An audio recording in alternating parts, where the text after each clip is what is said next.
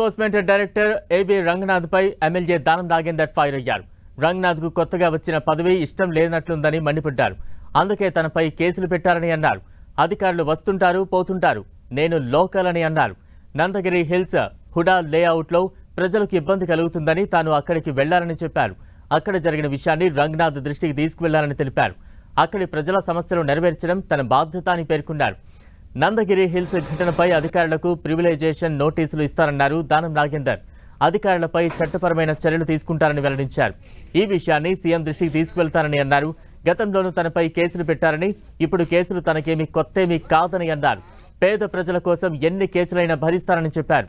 అంతకుముందు నంది హిల్స్ ఘటనపై ఎమ్మెల్యే నాగం దానేందర్ పై కేసు నమోదైంది. నాగేందర్తో పాటు మరికొందరిపై జూబ్లీహిల్స్ పోలీస్ స్టేషన్లో కేసు నమోదైంది. జూబ్లీహిల్స్ రోడ్ నెంబర్ 69లో ప్రభుత్వ స్థలం ప్రహరిని ఈ నెల 10న కొందరు గుర్తు తెలియని వ్యక్తులు కూల్చివేసినట్లు గుర్తించారు. ఎమ్మెల్యే దానం నాగేందర్ సమక్షంలో గురు బ్రహ్మనగర్కి చెందిన గోపాల్ నాయక్, రామచందర్ నాయక్ తదితరులు కూల్చివేత ఘటనలో ఉన్నారని పోలీసులకు ఫిర్యాదు అందింది. ప్రహరీ కూల్చివేతతో 10 లక్షల మేర నష్టం వాటిల్లిందని ఫిర్యాదు చేశారు. ఈ కేసులో దానం నాగేందర్ను A3గా పోలీసులు చేర్చారు. నష్టం పోయింది, అది కూడా ఇబ్బంది సార్.